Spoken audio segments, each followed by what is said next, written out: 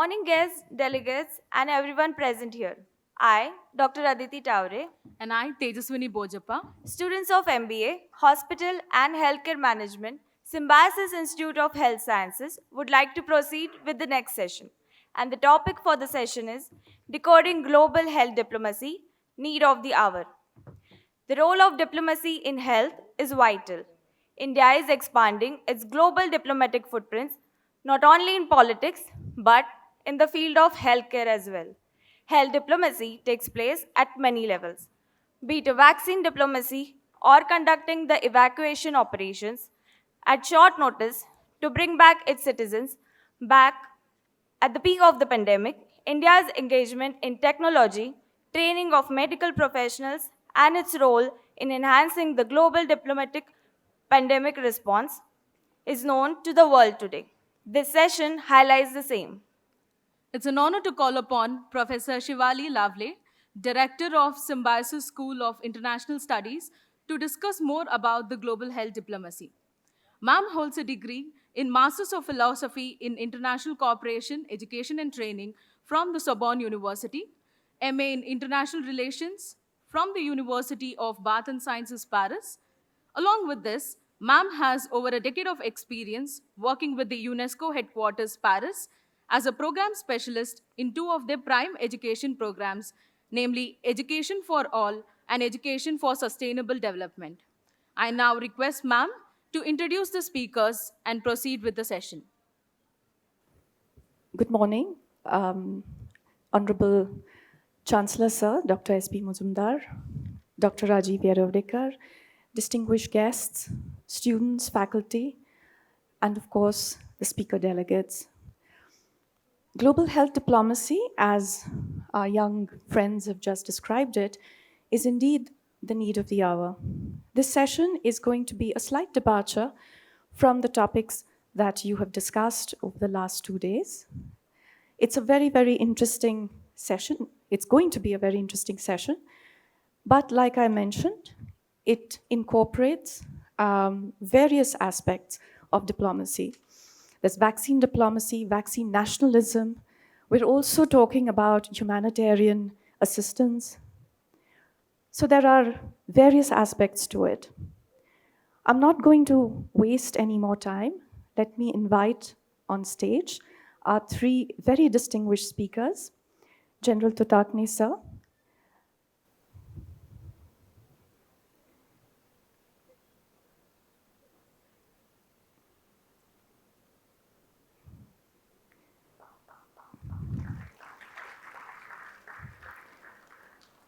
Marshal Bhushan Gokhale sir, and Ambassador Talmiz Ahmed sir. Let me take a minute to introduce the three speakers. The first speaker of the day is General Dr. M.A. Tutakne. I don't think he needs an introduction, but nonetheless, let me take a minute.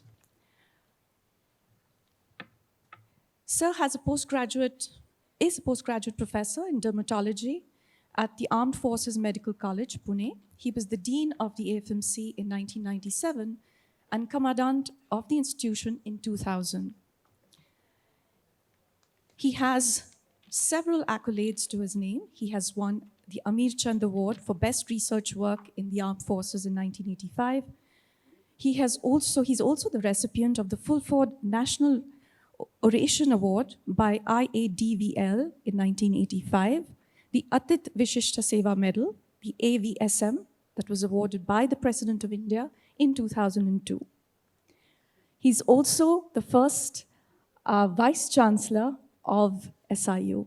Sir, may I please request you to deliver your remarks.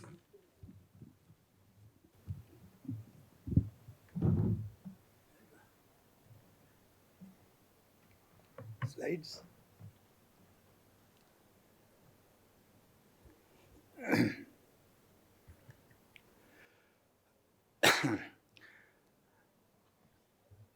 Good morning, everybody.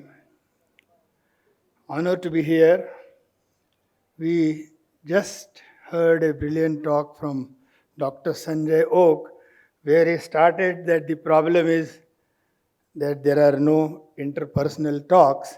But in our subject, diplomacy, we cannot do without interpersonal talks. But of course, that I'll leave to our ambassador, Talmiz Ahmed, to talk about. I'll try and concentrate on the health and the health aspects. Next slide, please. Can I move it myself? Yeah. Well, today, of course, health is definitely accepted as one of the major drivers of international relations. And I'm very happy to mention here that SIU has realized this quite a lot time earlier. It was the first international relations conference that we had in 2013, had a separate session on the health. Now, the aspects of health which affect the international relations, or the vice versa, I'll divide into two.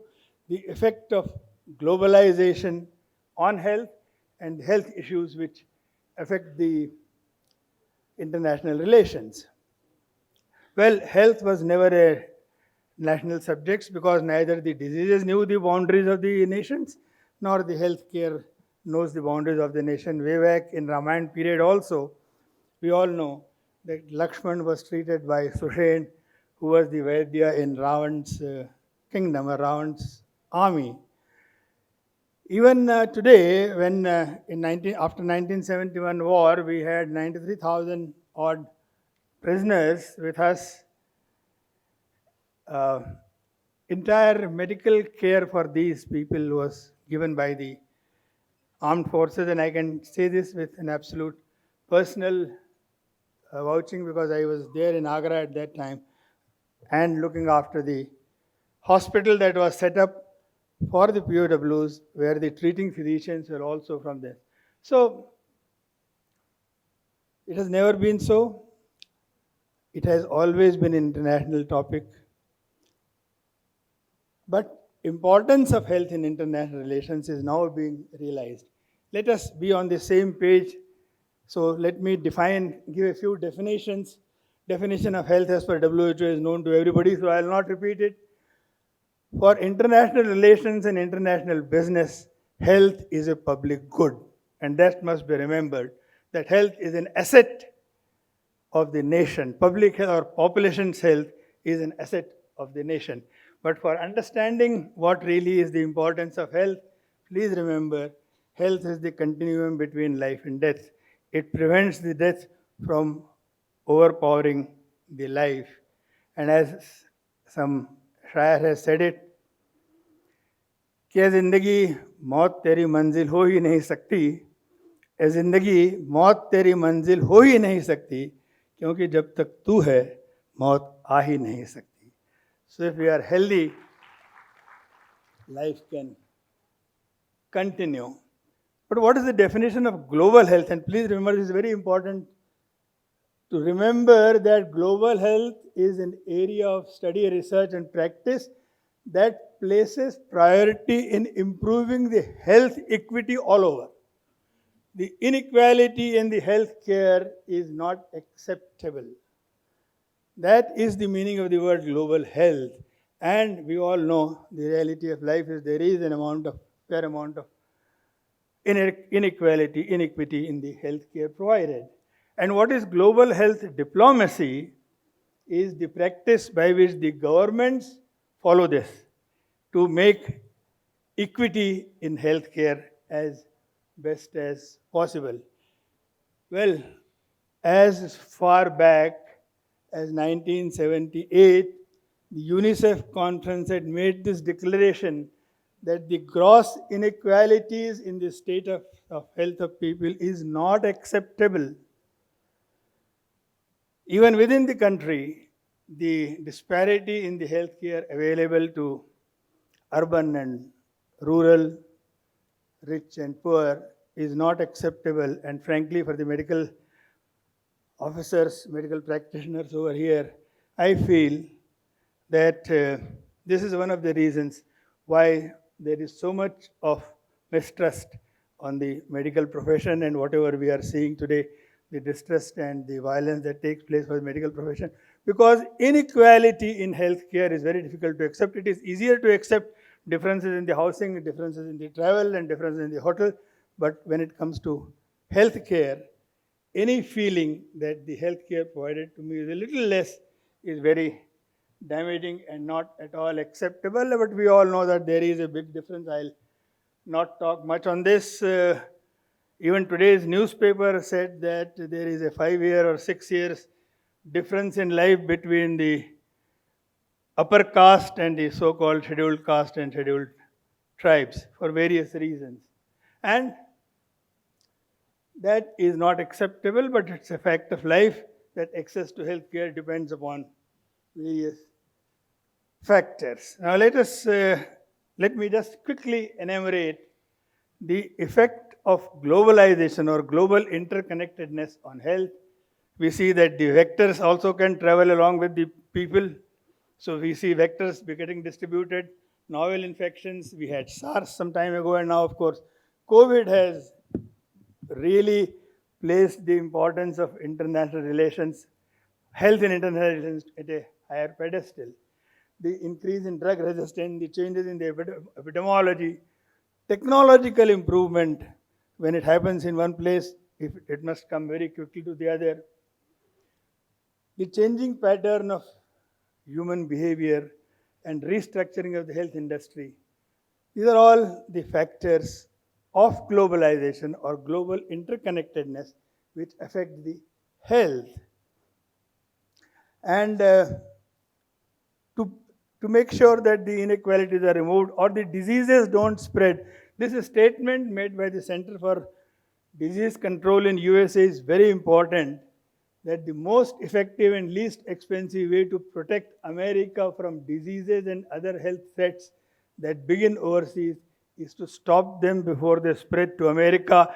And whatever help the rich nations are giving to the poor countries is also in their own interest, because they want to control those diseases there and there only. And health, hence the global health goal includes that all over the world, this inequity in the healthcare must be removed. Now, the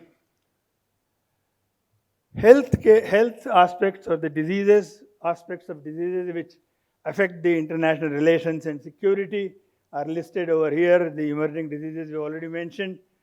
Economic instability, again, allows the diseases to spread and public good health being compromised. The humanitarian emergencies, including war, chemical, biological, radiation, environment threat, and diseases like it was HIV/AIDS in 2018-19 more. Today it is COVID and probably SARS, and hence it needs building health security and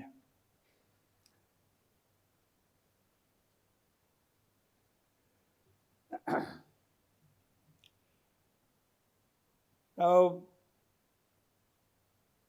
international relations mainly dealt with security to start with, then economics in the subsequent era when money was the power. Today knowledge is the power. So human interaction, including health, is a major driver, the force. And the global health security agenda has been formulated by a group of 60 countries which came together, and they work through what they call as action packages, which are to be followed by all the countries with the object that the diseases should not spread, health care should be provided, and in general, the global health must improve. The G7 partners and European Union assist 76 countries for this, and US helps 32 countries. The COVID-19 pandemic, of course, has highlighted the importance of this. Now, in a few words, can we use the healthcare aspects, the medical education, etc., to be used as a soft power for influencing the diplomacy and the aspects that are relevant to us: medical education, medical tourism. A lot of improvement in medical tourism did take place. The drug trials, which came a big way to India, but has now somehow reduced, and traditional medicine and yoga, which is being propagated by the government. Now, I'm quoting with reference to medical education two articles. One of them, which says that the WHO and the World Federation of Medical Education, there is a World Federation of Medical Education, of which the chairman till a few years ago was our own ex-MCI chairman, Dr. Ketan Desai. They have done a lot of work in trying to bring the medical education schools worldwide together and improve the standards. But their efforts have not been very well recognized or not given much of importance. In 50s and 60s, it was basically to foster that the Western medicine is more important and Western medicine should be practiced. In 17 and 80s, they wanted to propagate the WHO's theme that primary health is the important aspect of healthcare.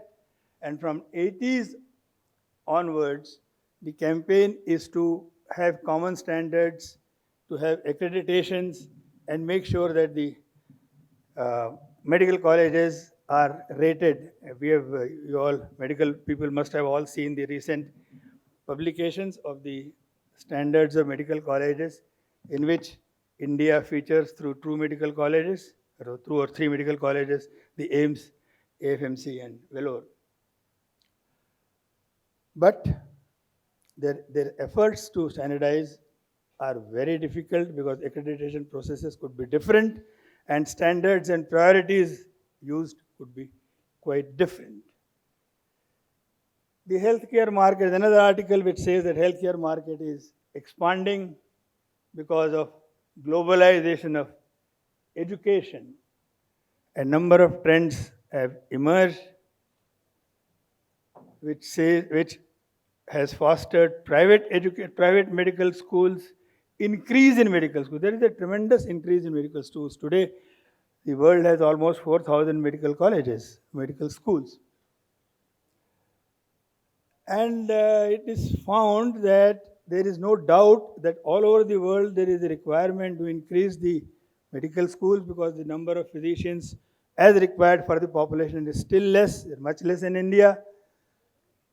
World over there is a deficiency, and there is a deficiency not only for the medical personnel but also the paramedical personnel and so on. So that increase in number is a must, is a requirement, but meeting the standards and comparing everything is not very easy. What is the status of medical education in India? In India, 15 lakh students try to compete for 88,000 seats. So you can imagine what is the difference. 20 to 25,000 or 30,000 students go abroad for study. If we want to use our medical education as a soft power to attract people to come to India, things must change. Today, China, Ukraine, Russia, any number of countries, Mauritius, Nepal, are getting Indian students for doing their MBBS. We get very few foreign students in selected medical colleges. And this is in spite of the fact that the Indian medical education is considered quite good. The Indian doctors abroad in Western countries are in great demand.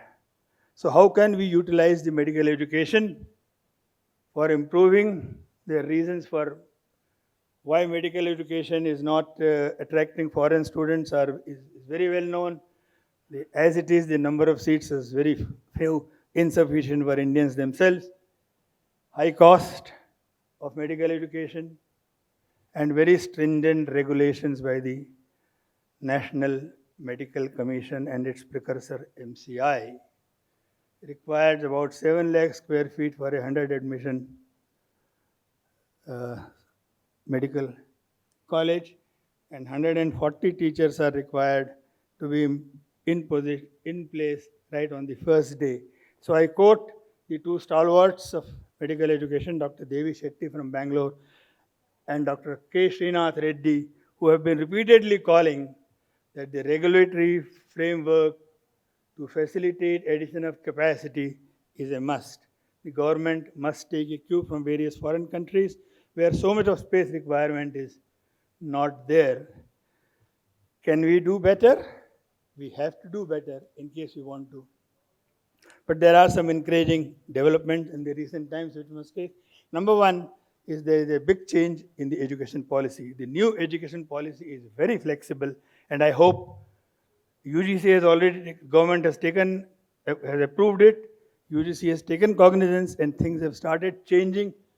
Now, very recently, UGC has permitted 2 degrees to be held simultaneously. UGC is permitting the collaboration with foreign universities for various things, training, for joint degrees, and so on and so forth. And this will probably be a big game changer. PM recently announced that he wants to have a medical college in each district. I hope that comes through. Encouraging the private medical colleges, very recently he also gave a statement that private institutions must be encouraged because government doesn't have all that money. Government is now encouraging the Ayush hospitals also, the traditional medicine hospitals also, and very recently Cabinet has approved the WHO Global Center for Traditional Medicine in India, established in Jamnagar very recently. Government has also announced that they will give special visa to people abroad who want to come to India for treatment through Ayush systems. Can we use the Ayush systems because they are better off or slightly stronger in taking care of chronic, non-serious ailments and also preventive and promotive health care? Yoga, of course, you all know, is being propagated all over the world. Very recently, the government has also come out with a paper to create well-defined healthcare management cadre. This is the announcement of establishment of the WHO Global Center for Traditional Medicine, and this is the cadre proposed by the government. This booklet was issued in March 22, and hope that all states, because health is a state subject, with the hope that states will take it up. The cadres defined are public health cadre, which is basically meant for medical doctors with preventive medicine degrees. The health management cadres, which includes both health and non-health administrative professionals like MBAs to come and manage the healthcare system. It includes the specialists, those who are only specialists, and the teaching cadre is defined by the MCI. What is, in my opinion, missing is the cadre of really treating doctors, whom we would prefer to call as family physicians, who, in my opinion, should be the backbone of medical treatment. Now, since the medical education in India is actually quite good because the doctors are respected, if the regulatory changes take place and capacity is increased, India can attract foreign students to come to India and study medicine and also the allied professionals. Improvement in medical tourism can take place. Similarly, also the drug trials will take place if regulations are similarly treated. So this is where I end and leave it to the diplomats to take over the thing. Thank you very much. Thank you, sir. The role, or rather the task that I have been given to moderate the session is always a difficult one.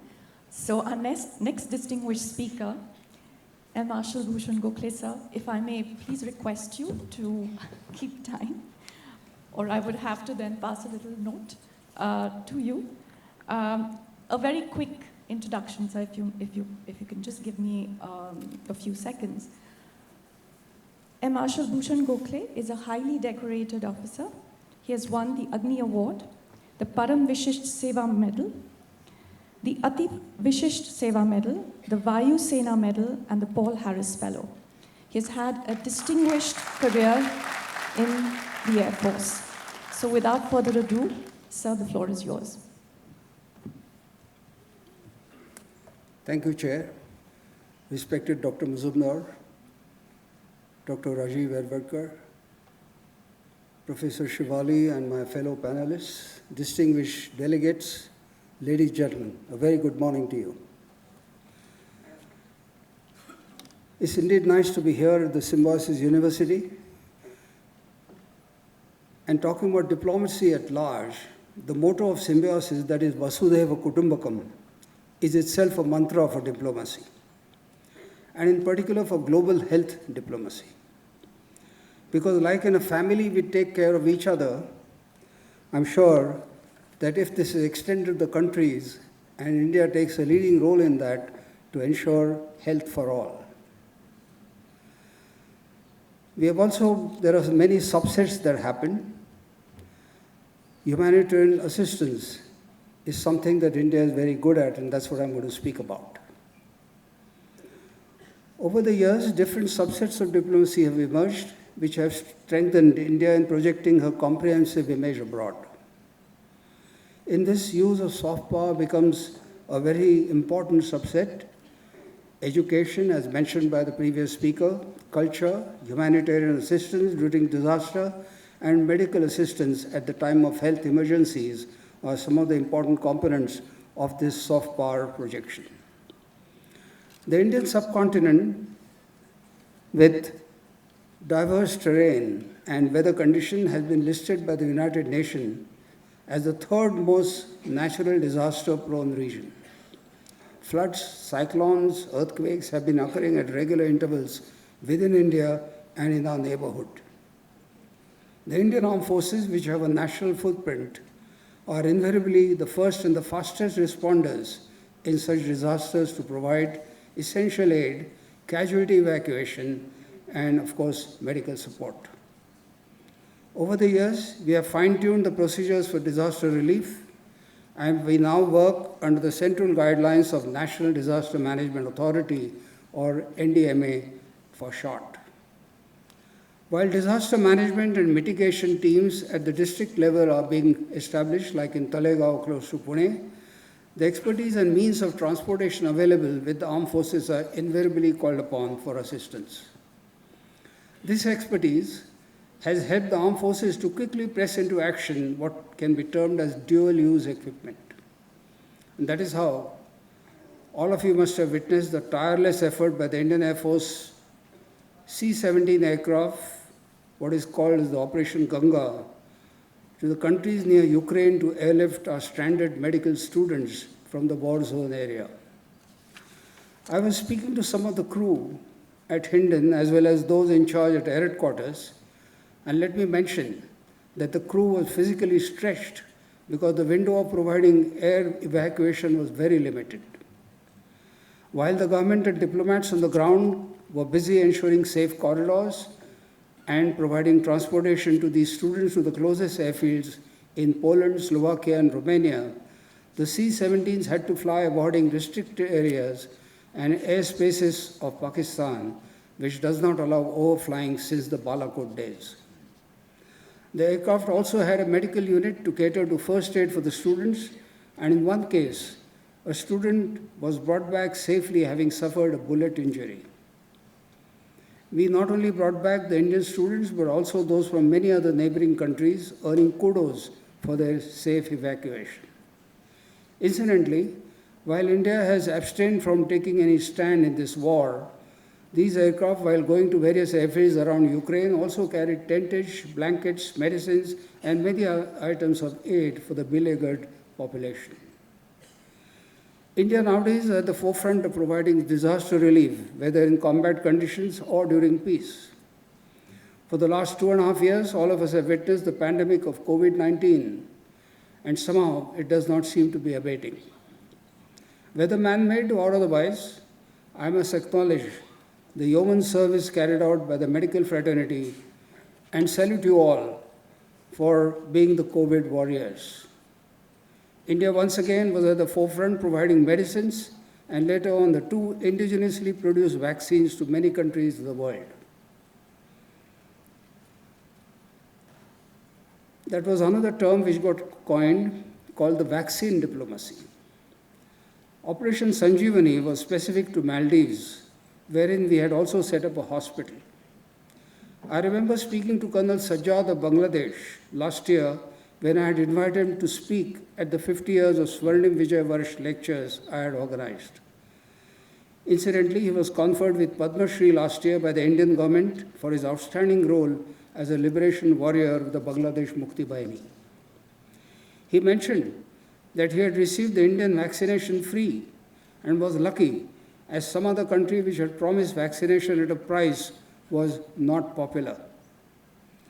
As some of you would know, the Pune Air Force airfield was due for resurfacing, but due to much needed urgency of vaccine transportation from Serum Institute to places in India and abroad, the work was deliberately withheld for over 9 months and thereafter completed in record time of 6 weeks. Incidentally, the very first isolation hospital was set up by the Indian Army and the Medical Corps at Delhi in March 2020.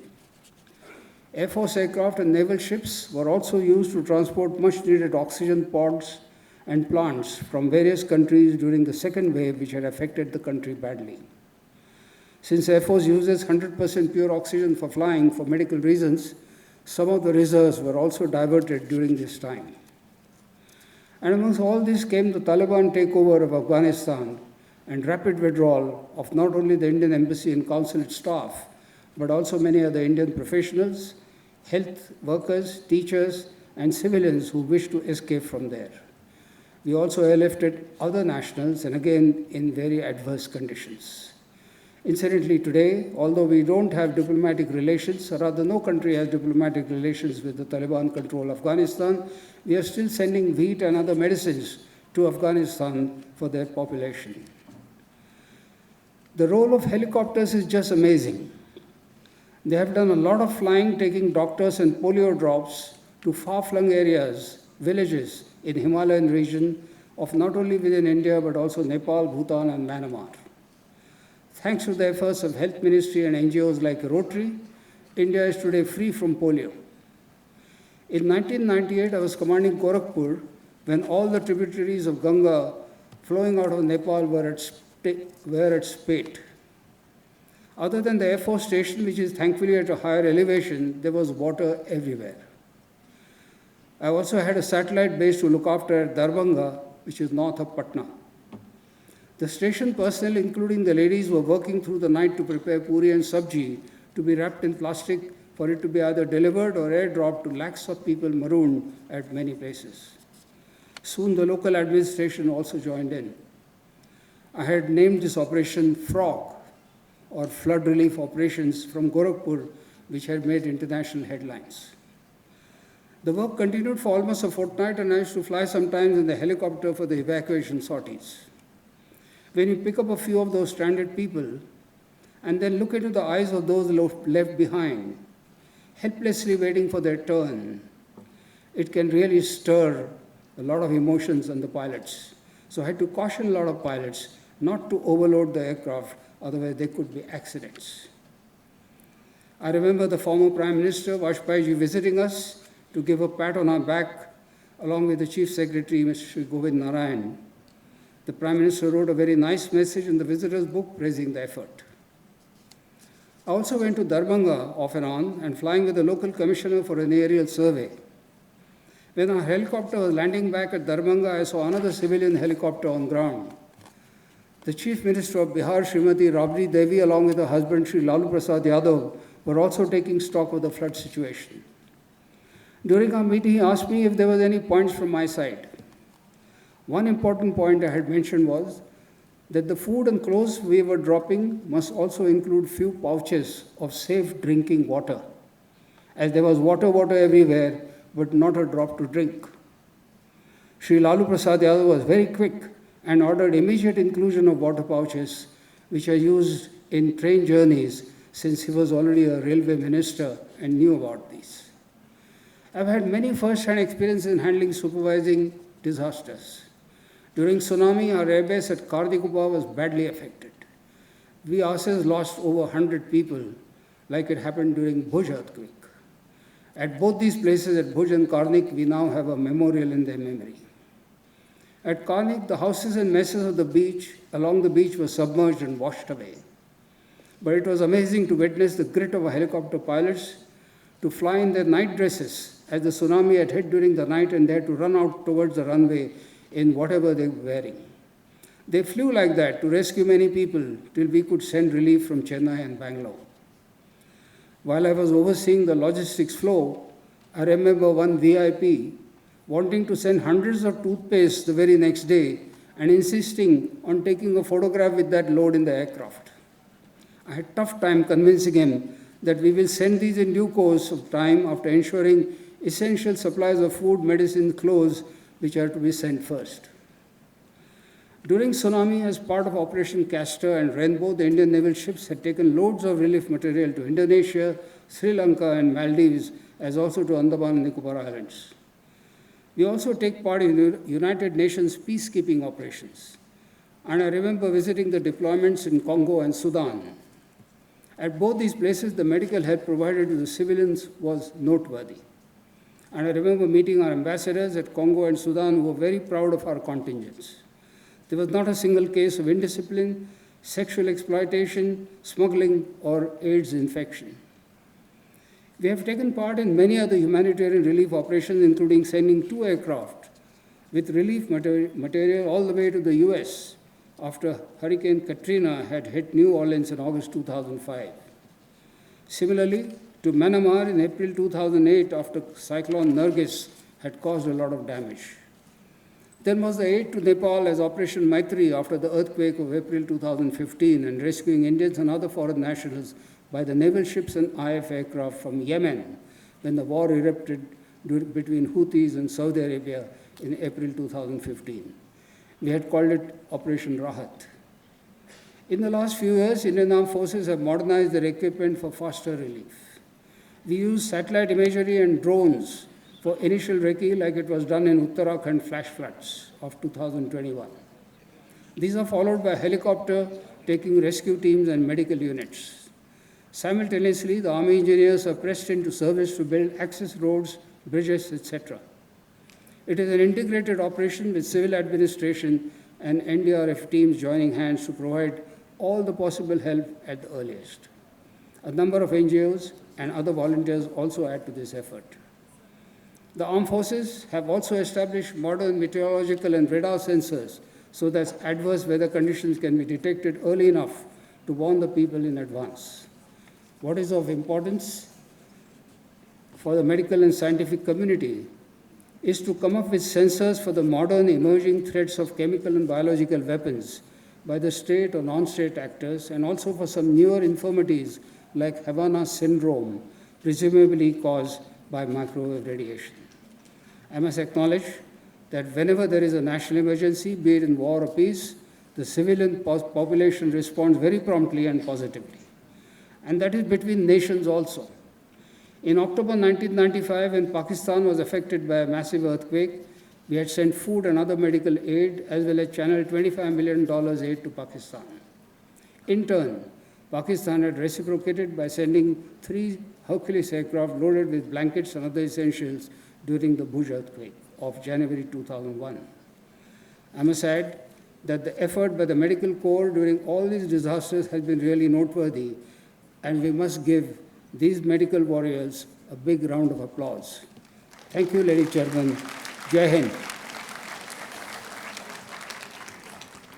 Thank you, sir, and apologies for hurrying you up because we're really running out of time. Our last speaker, Ambassador Talmiz Ahmed. Yes, sir, please. A very quick introduction. Sir has served as ambassador to Saudi Arabia, Oman, and UAE. He was Additional Secretary for International Cooperation at the Ministry of Petroleum and Natural Gas. He was also the Director General of the ICWA. He was the head of the Gulf and Hajj unit. He has also won a lot of accolades, one of them being the King Abdulaziz Medal. Sir, the floor is yours. Thank you very much. Respected Chancellor, Dr. Majumdar, Dr. Rajiv Yaravdekar, distinguished faculty, ladies and gentlemen. It's a delight to be addressing a live audience. Who would have thought, as 2019 ended, that for 2.5 years we would be in a kind of wilderness, a national and global wilderness, that one of the worst disasters that has hit humankind would be upon us, and we would be witnesses to it, and many of us would be victims as well in some shape or form. The world that we knew perhaps no longer exists and may perhaps not even be revived again. The implications of the experience of the pandemic will take a very long time to be experienced, to be realized. There have been almost every life on this earth, on this planet, has been affected by this. Young people have had their education disrupted. Older people have paid with their lives. Large numbers of people have suffered extraordinary economic privation. And we have not recovered as yet. What we are looking at is a narrow window of opportunity that has briefly opened up, because it appears as if the Omicron is not as lethal as the second wave that had hit us some months ago. But we don't know enough. We are struggling to even understand what is happening in medical terms and in health terms, much less in economic terms. We have a long, long way to go. What have we experienced so far? The globalized, connected world, the world in which we flourished and were successful, has taken a very major hit. There is now a kind of concern about globalization. That do we really need all these value chains and supply chains stretching from one end of the world to the other? A kind of camaraderie where an item used to be produced in 5, 10, 15 or 20 countries before it reached the retail market. There is a questioning of our commitment to globalization and a narrowing of our vision and our purpose. There is also this synchronizes with something which is deep within us individually, a kind of loosening of ties that we used to have with others, within the family and the larger world in which we live. And this is another concern, a psychological concern of moving away from people, others. So there is a larger, a stronger focus, a psychological damage which will not be repaired very quickly, of defining us from the other. And this is the pandemic's paradox, that just as we all know that the pandemic demands cooperation and that the pandemic does not respect national borders, it is precisely at that time that we distance ourselves from each other and bring down very massive controls at the borders and refuse to cooperate the way we should. And this is a paradox that still remains vibrant as I speak to you. What did we see? Instead of international cooperation, we actually saw national borders closing in, major restrictions in terms of travel. Many countries were insulted that their nationals were not allowed, and there was a selective policy. Governments did not even know what to do. There were knee-jerk actions. Governments were truly terrified with this extraordinary horror that was upon them.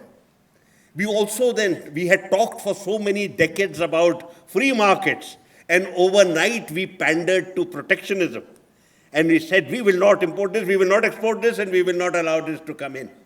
And there was a very aggressive posture in this regard. And we noticed that this was the one pandemic that affected the developed countries more fiercely than they affected the developing countries. And the United States led from the front in a collapse of its medical system and had the highest number of people who succumbed to the disease. It still remains number one. Many other countries of Western Europe were equally bewildered, and therefore there was no role model for us to follow. They were in fact much worse off than many of us. And Bruno Matthias has recently written that the Asian countries showed far greater sense of discipline, sense of purpose, and sense of clarity in terms of policies than the developed countries. Developed countries' strength was technology. It is they who then finally developed the vaccine in record time. That is the one that saved many lives later on. Many regional cooperation institutions just failed to perform. The G7 could not meet properly for a long time, and when they met, there was acrimony because the Americans insisted that in the joint statement there should be a reference to the Wuhan virus. And as you remember, Donald Trump, a hardcore racist, used to speak of Kung Flu and stereotyping Chinese people. And there was, of course, great power competition. And that was the reality. The whole point, as far as Washington was concerned, to demonize China, even as their scenario collapsed. And hundreds of thousands of people died in their hospitals and at home. It was China that was then painted as the evil demon. And the entire narrative coming from the United States was about China, and to demonize China rather than improve cooperation and lead from the front. But the most important aspect, ladies and gentlemen, was that domestic politics triumphed everywhere. Because for governments, incumbent governments, there was a great horror that this pandemic and the implications that it has upon health and the economy would redound to the disadvantage of incumbent governments in terms of the elections that were going to take place. And some of the most horrible aspects of domestic politics became manifest in that short period. During crises, governments are tested, individuals are tested, and you can see today when you look back at these 2 years how poorly domestic governments performed. You know, of course, about Donald Trump. I need not elaborate anymore. He has been stigmatized by almost every major writer in the United States who has said that the low standing of the United States today, globally, is largely because of the handling of the pandemic and by Donald Trump personally. It is not personal. It is a systemic failure of an entire nation. Look at, in the case of the United Kingdom, the Prime Minister spoke about herd immunity and did not take any serious action in regard to testing. And as a result of this herd immunity purpose, you found thousands upon thousands of elderly people died in old age homes because there was no social distancing and health workers had not been immunized. In our own country, several task forces were set up. And the Solicitor General told the Supreme Court of India that out of the 12 or 13 task forces, oops, we forgot to set up one about migrant workers. The government of India did not know that there are several 100 million migrant workers. And with this great bravado, when our country was locked down, hundreds of thousands of them overnight faced a life of an extraordinary nightmare. And that is something that will bite our conscience for several years to come. The WHO has been found wanting seriously. But anyone who's familiar with this knows that an international institution is only as effective as its members would wish it to be. And no member wants the WHO to be particularly effective because it involves giving up some aspects of your own sovereignty to a larger purpose. And that does not happen, and it has not happened. We had some instances of cooperation. In the case of the European Union, no country came to the assistance of Italy. And it is China that sent them hundreds of thousands of masks, something that is referred to as mask diplomacy. We also heard about vaccine diplomacy, that in very small numbers, actually a small fraction of the demand in certain countries, vaccines were sent from one place to another. But there were far greater restrictions on the supply of vaccines than there should have been. And actually, national interest was to be triumphant at that time, including in our own country. If there was any distribution, it was largely focused on geopolitical interests, so that you had Asia Pacific benefiting from these inputs relating to vaccine and other equipment, but it went rather than sub-Saharan Africa, because sub-Saharan Africa's geopolitical value at that time was considered negligible. What have we learned now after this 2.5 years of experience? That instead of international cooperation, it is nationalist considerations that are likely to triumph in the handling of serious transnational health crisis. Number two, that domestic politics, domestic considerations, domestic factors are likely to be absolutely supreme in influencing the decision-making of our leaders. The responses of major powers will be influenced almost entirely by their geopolitical interests. Also, we have noticed every nation in the world has an extremely fragile, grossly inadequate health infrastructure. No country can say that we came out of it well. Almost all of them seriously collapsed, and it has taken a very long time to get some degree of recovery, but we have a very long way to go. Global cooperation was practically non-existent. So there is now some talk. There is a brief respite given to us with regard to the virus is not in retreat. It is mutating, and you could get another virus which may be seriously lethal. In this short period, the WHO has come up with a new treaty. They want to strengthen the agreement relating to international health regulations. They want to give more power to the WHO. It's known as the Pandemic Treaty, so that you have you can give authority to the WHO to actually intrude into the way nations function and operate. For example, it was found that one of the aspects of the international health regulations is that you must report immediately when you see the first hint of something emerging that could be of transnational concern. And it was seen that this was not actually honored in China at all. And that is not unnatural, because countries at that stage, did not know what is the issue in front of them, how serious it is. And also there are concerns of national image, concerns of national security, etc. So yes, there have been very serious controls over information flows globally. And even today we are struggling to get reports, we get figures, even basic figures, statistics that are crucial for future planning. We do not have those figures at all. Even our municipal authorities, our state authorities, and certainly our national authorities are not interested in actually giving out figures that would show us in a poor state. There is now a lot of talk.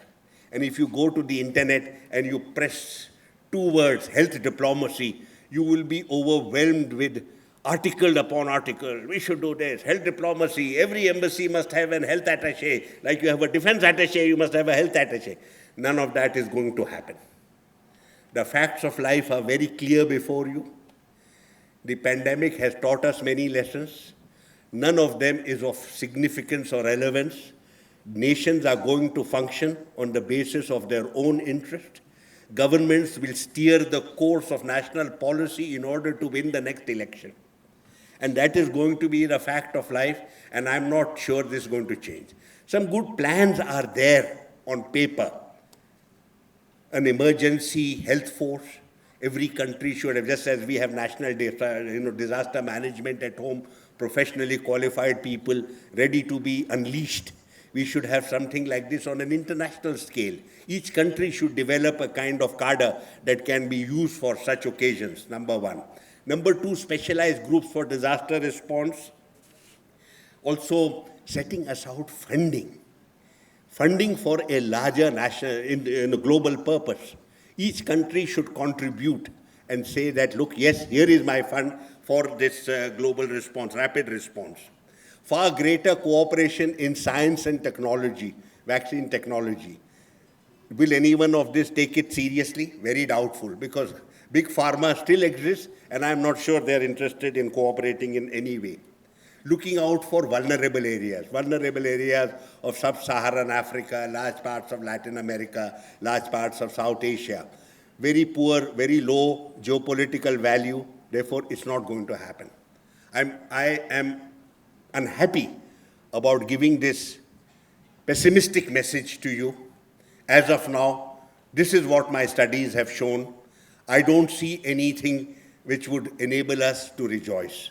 We are today very seriously facing very serious problems, and I think we as a nation too, so long as the priority are not health and are not the vulnerable sections of our community, we will remain extremely vulnerable to crises such as the one that we have gone through recently. Thank you.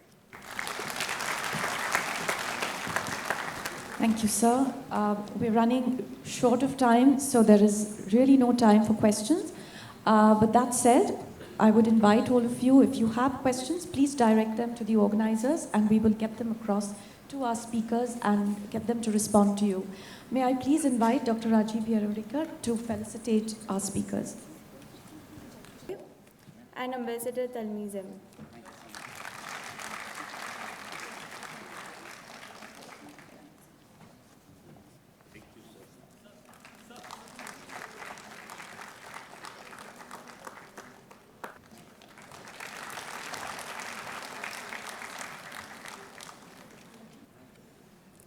Thank you, sir, for such an enlightening session.